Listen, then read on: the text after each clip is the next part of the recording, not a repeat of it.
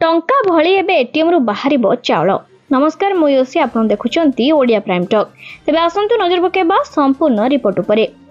राज्य रे सरकार बदलिबा परे गोटिए नुआ पदक्षेप निया जाउची। कंट्रोल चाउल आनिबा पई एणिकी दुकान रे दीर्घ समय पर्यंत धाड़ी रे छिड़ा हबाकू पड़िबो नाही, कारण एबे एटीएम को गले आपनकू चाउल मिलिबो। एटीएम रे कार्ड गळाइले चाउल बाहरिबो। राज्य सरकार एभली व्यवस्था करबाकू जाउचंती। सेहीपरि साधारण निर्वाचन 2024 घोषणा अनुसार चलित खरीफ ऋतु रे धान क्विंटाल पिछा 3100 टंका रे किनिबे सरकार। सूचना अनुसार खाद्य जोगाण मंत्री कृष्णचंद्र पात्र गणमाध्यम को कहिसंती राजधानी भुवनेश्वर रे चाउल एटीएम खोलिबो। सेहीपरि राशन कार्ड हिताधिकारी पई भुवनेश्वर रे एही व्यवस्था करा जिवो। हिताधिकारी माने मेसिन रे कार्ड गळाइले बाहरिबो चाउल। आगामी सप्ताहक मध्य भुवनेश्वर रे एही सेवा आरंभ होई जिवो। पर्यायक्रमे पर राज्यर सबु जिल्ला रे एही व्यवस्था धीरे धीरे लागू हेबो।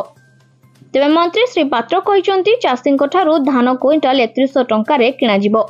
निर्वाचनी इस्ताहार जेभली करा जायतिला सेभली ही लागू होईची। एही खरीफ ऋतुरु चाषींको 3100 टंका आमे देबो। तेबे काली केंद्र सरकार धान क्विंटाल प्रति 2300 कला परे आमको सुविधा होईची। आमको 917 टंका अधिक देबाको पड़ी थांता, हेले एबे 800 टंका पड़िबो। चाषी धान देबार 48 घंटा मध्य रे प्राप्य पाई जिबे।